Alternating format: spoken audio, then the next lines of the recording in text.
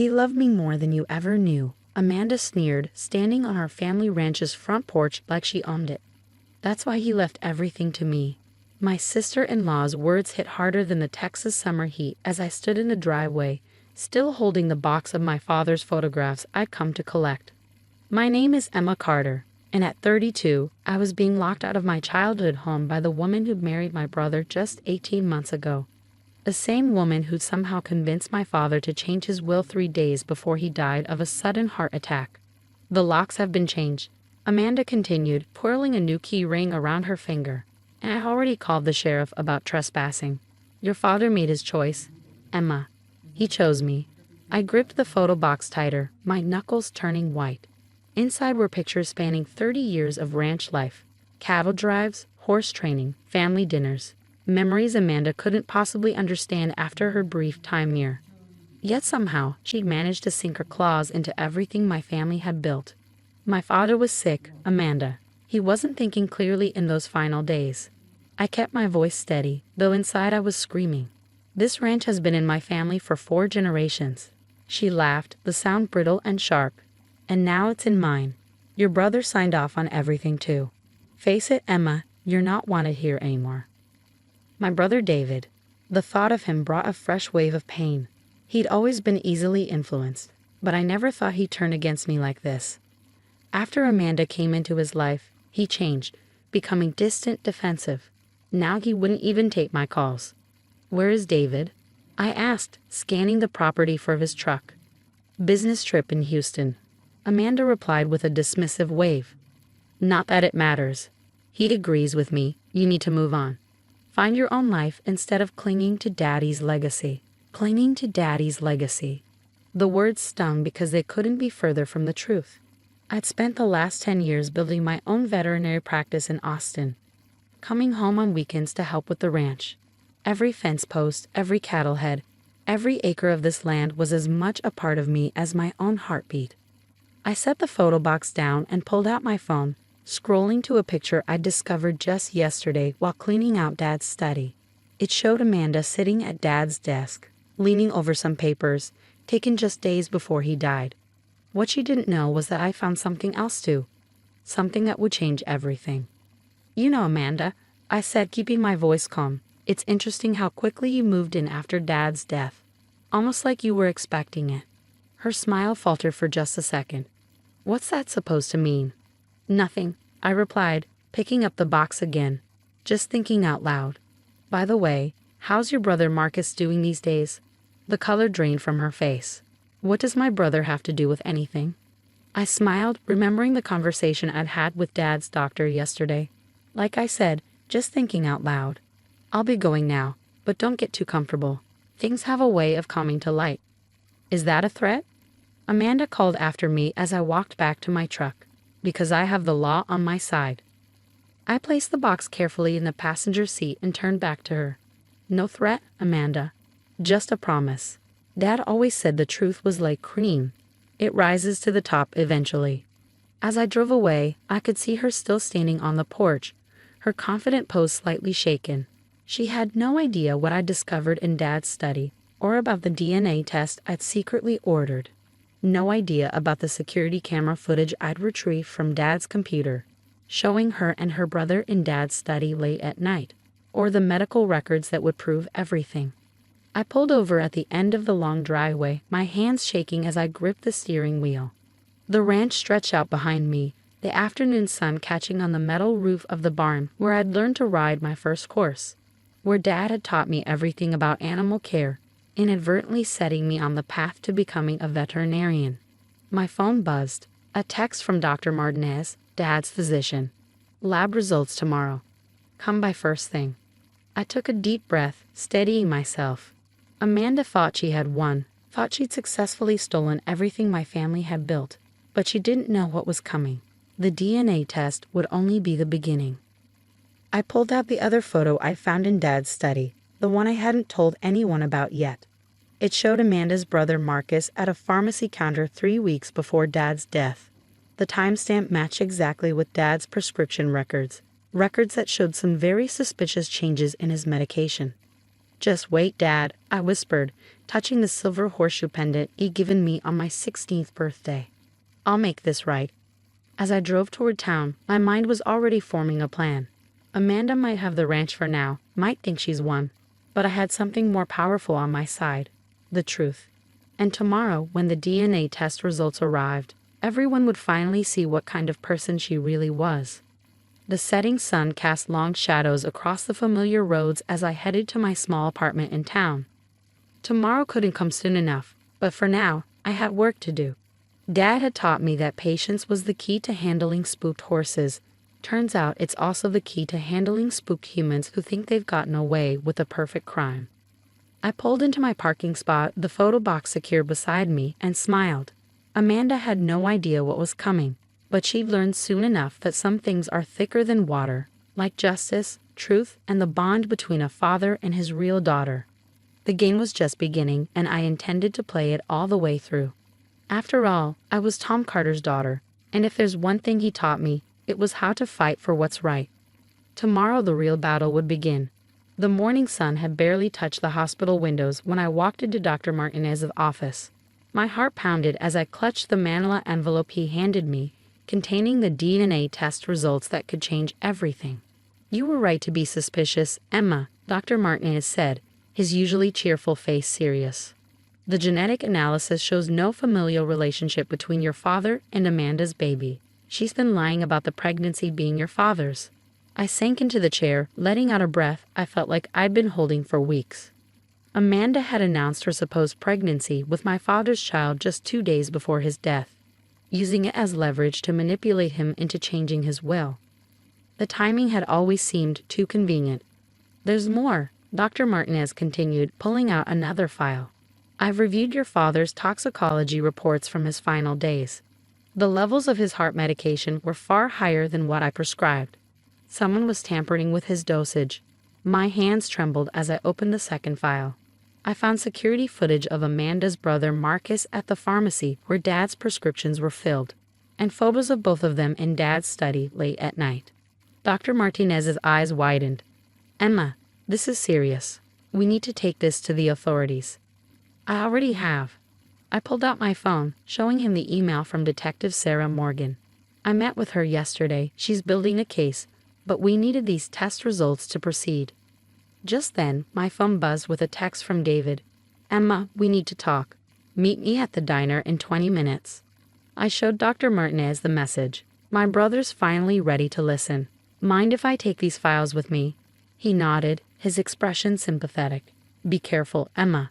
People can be dangerous when cornered."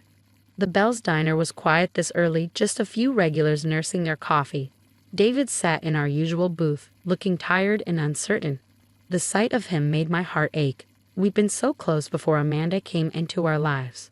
"Hey," he said softly as I slid into the seat across from him. "I've been doing some thinking."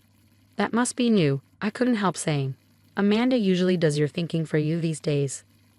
He winced but didn't argue. "I found something in Dad's study last night after Amanda went to bed.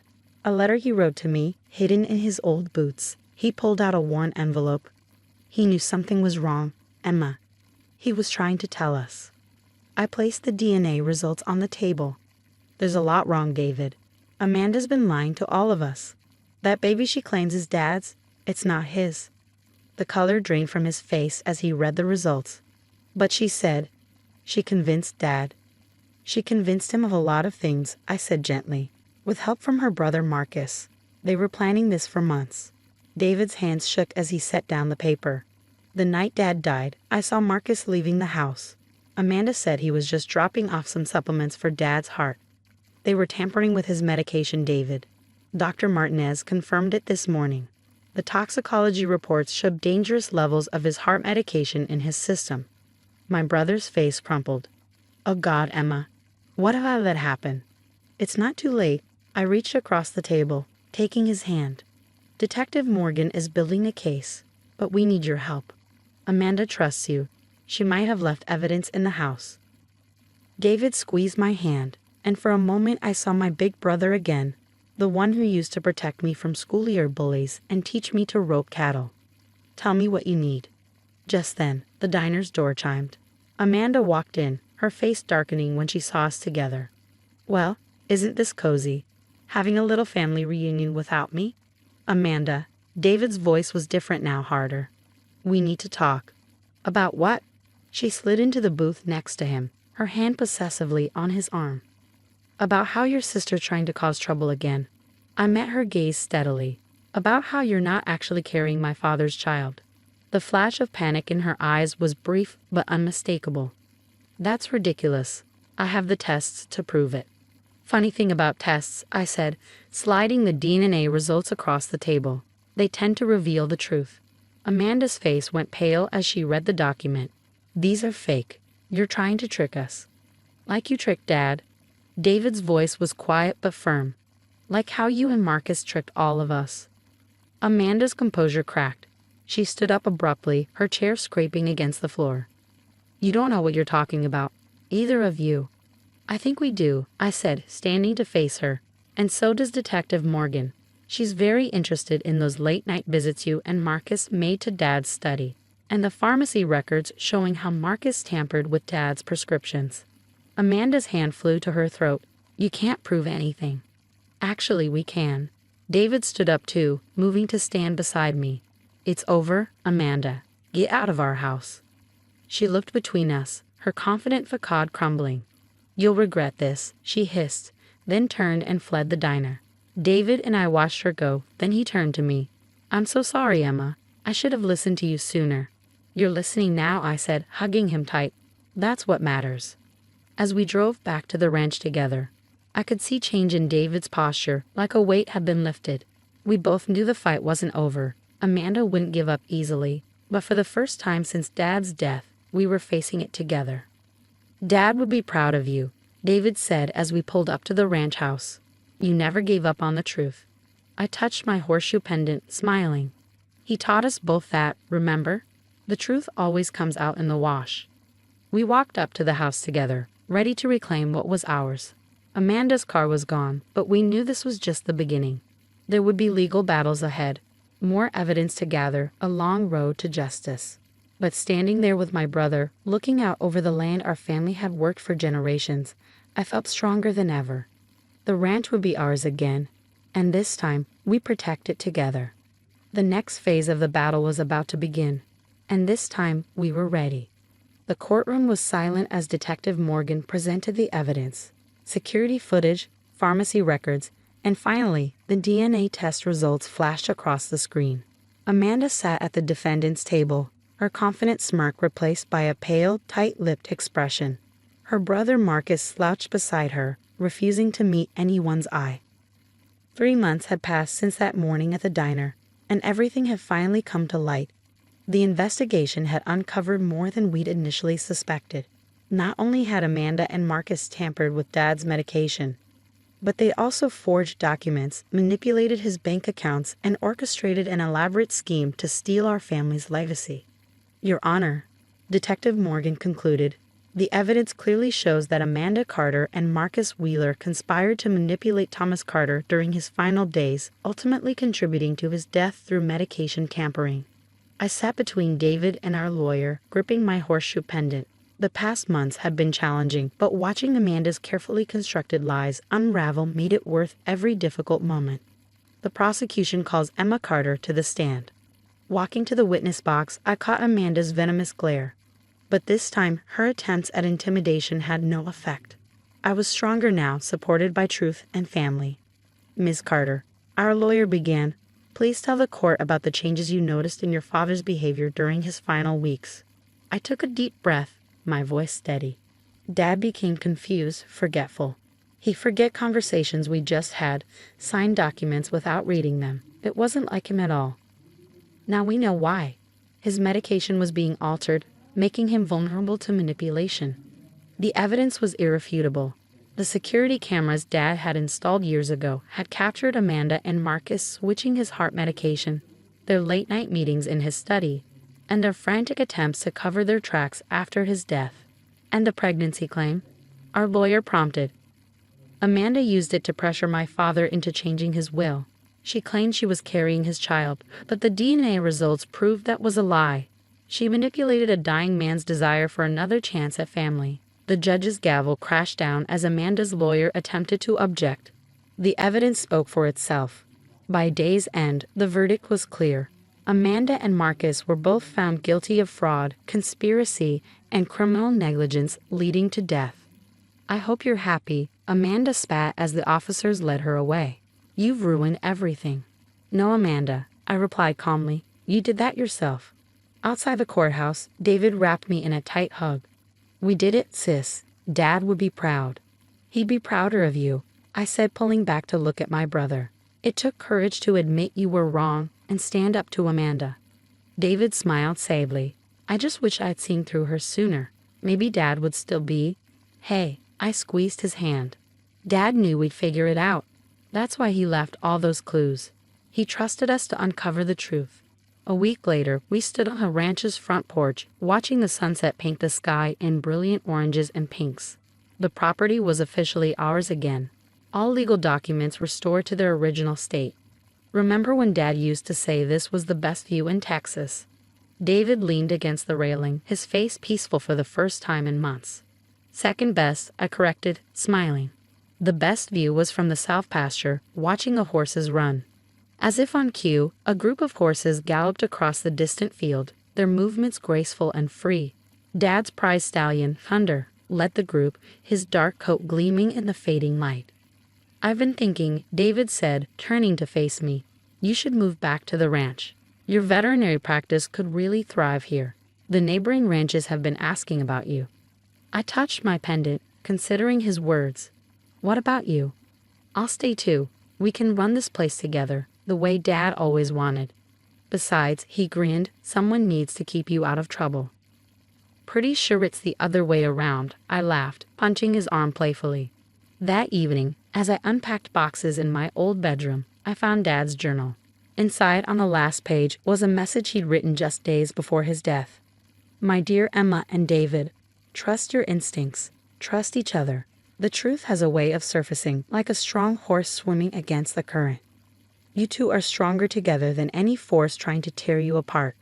Take care of each other and take care of our legacy. Love, Dad." I wiped away tears as David appeared in the doorway. "Found something."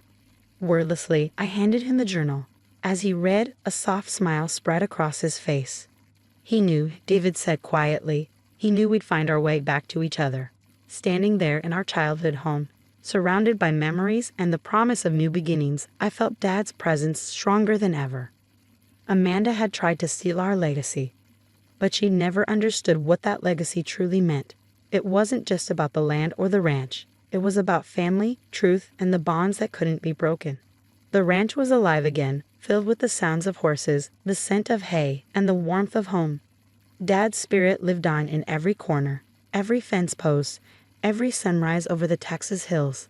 And now, with David by my side, we would honor his memory by building something even stronger than before. Some people might call it justice, but I like to think of it as coming home, to the truth, to family, and to the legacy Dad always knew we'd protect.